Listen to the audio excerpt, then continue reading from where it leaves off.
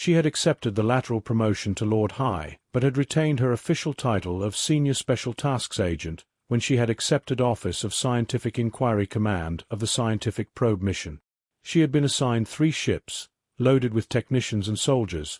She had been briefed on how the 3 ships would be hiding inside the massive hulk of a Terra Forerunner vessel, and how she would lead a probe to a Terra system that the Empire desired.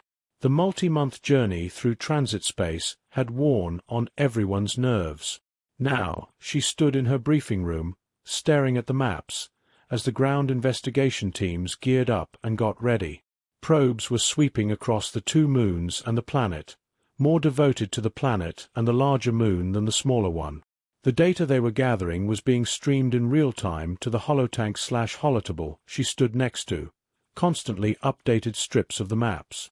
One of the means to the end technicians looked up, frowning. "Lord High Protulpit," he stated, his voice properly servile.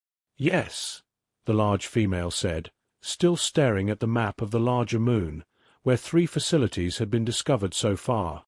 "There is an anomaly," the technician said. Protulpit didn't bother with the name, just referred to him in her head with a number. The technician was easily replaceable. Hundreds of other males waiting to take his place. "Elaborate," Protulpit ordered, still staring at the holotank as one of the probes did a low-altitude, slow flyover of the larger of the facilities. Basic orbital mechanics knowledge quickly points out that. The male started gibbering. "To the point," Protulpit snapped. "The smaller moon should be moving faster than the larger one, not the other way around," the male stated. Protulpit looked at him.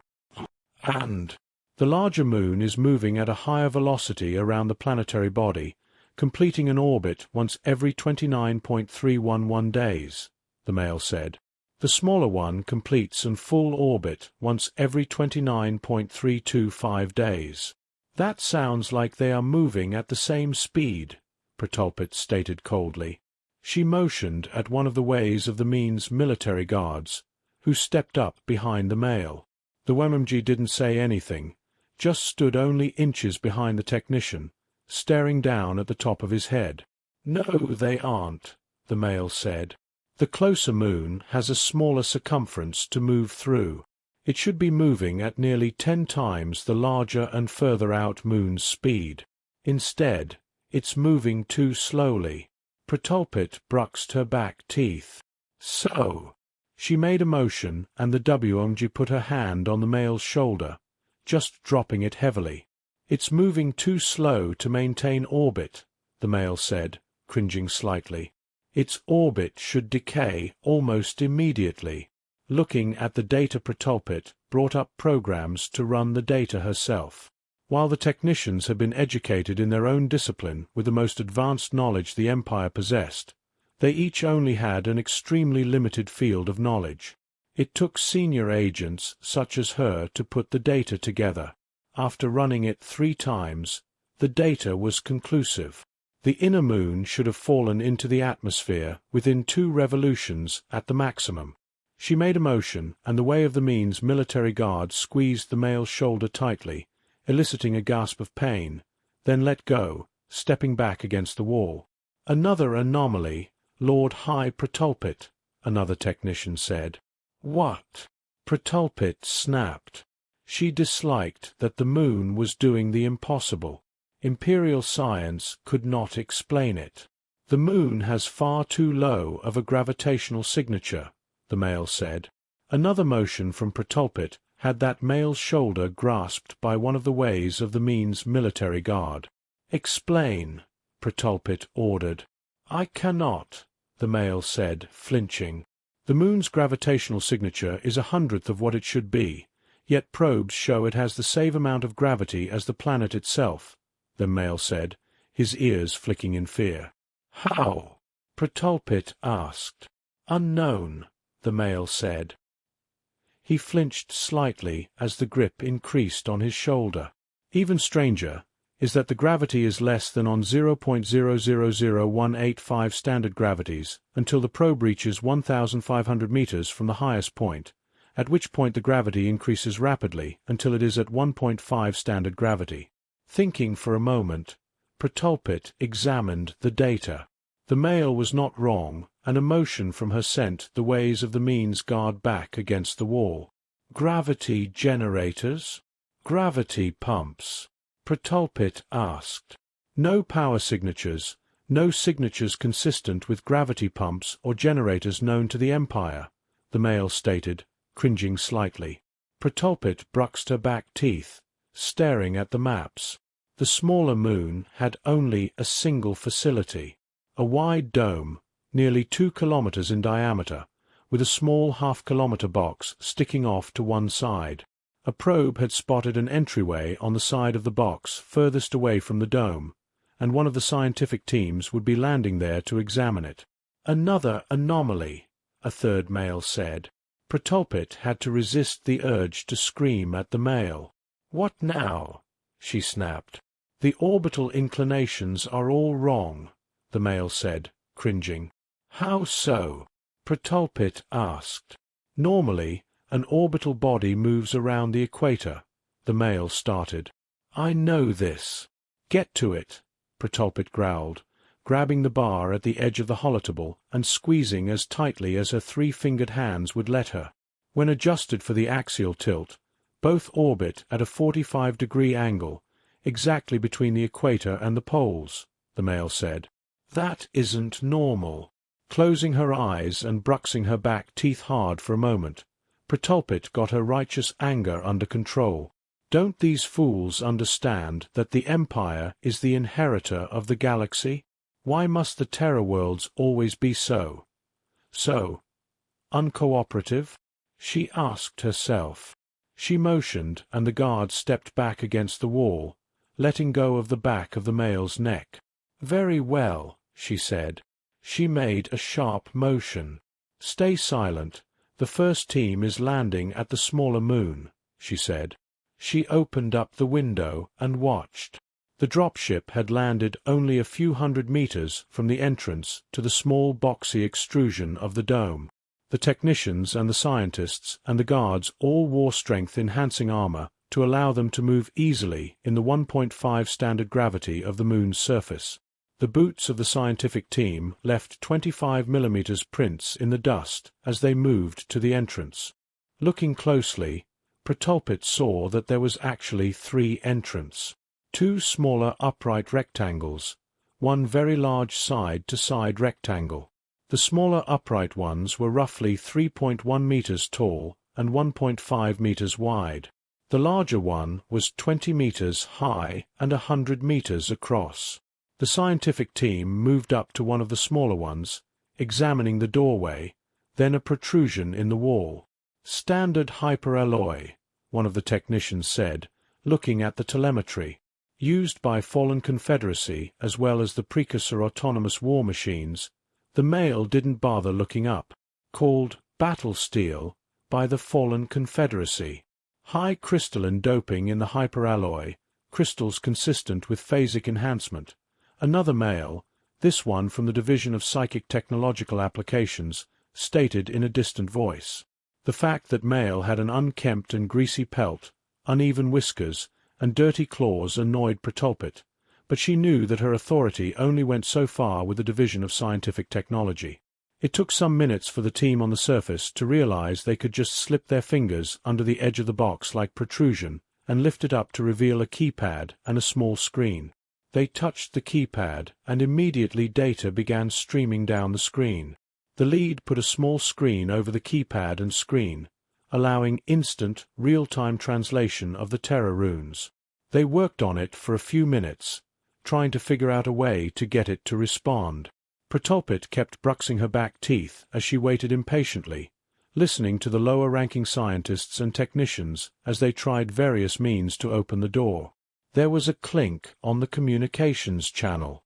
A Trina ad made of sparkling light appeared in the middle of the holotable, walking over to the video of the away team working on the door. "Get out of there," Protulpit snapped. "Make me," the Trina ad answered.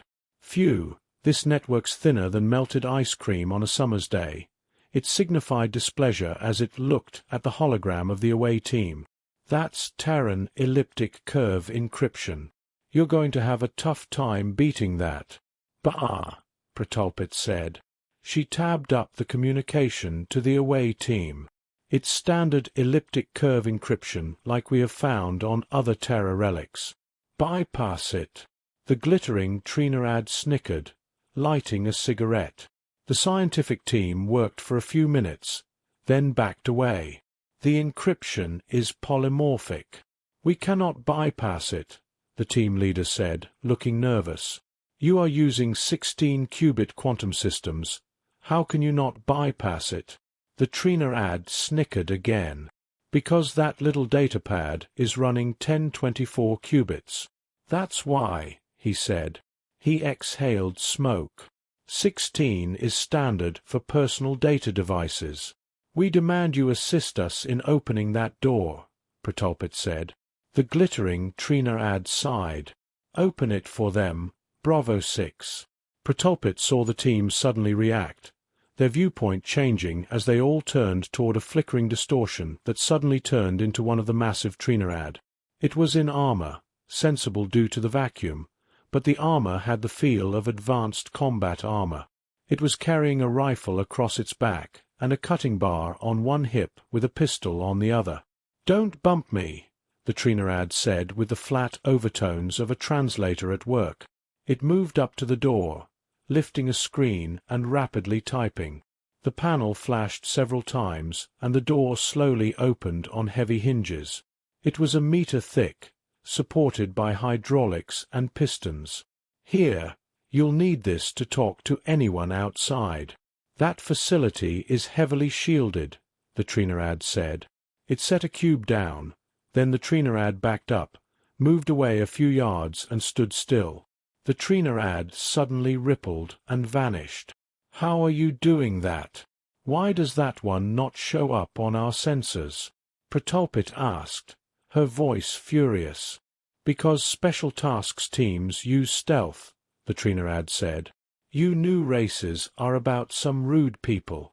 Enter the facility, Protolpit ordered, deciding to ignore the irritating, unwanted visitor. Did you ever stop to think that this might be something you might not want to disturb? The Trinaad asked suddenly. What? Why wouldn't we want to examine it? Protolpit asked. Because it's a Terran tomb world, the Trinaad said conversationally. We keep telling you new races to leave them alone, but you keep pushing at them. You've already woken up rogue precursor autonomous war machines several times, even after we warned you to leave those particular systems alone. We had to stop it before it killed off a few species or a few dozen stellar systems. The Trinaad paused to light a smoke stick. Ever think we have a reason to tell you to leave these places alone?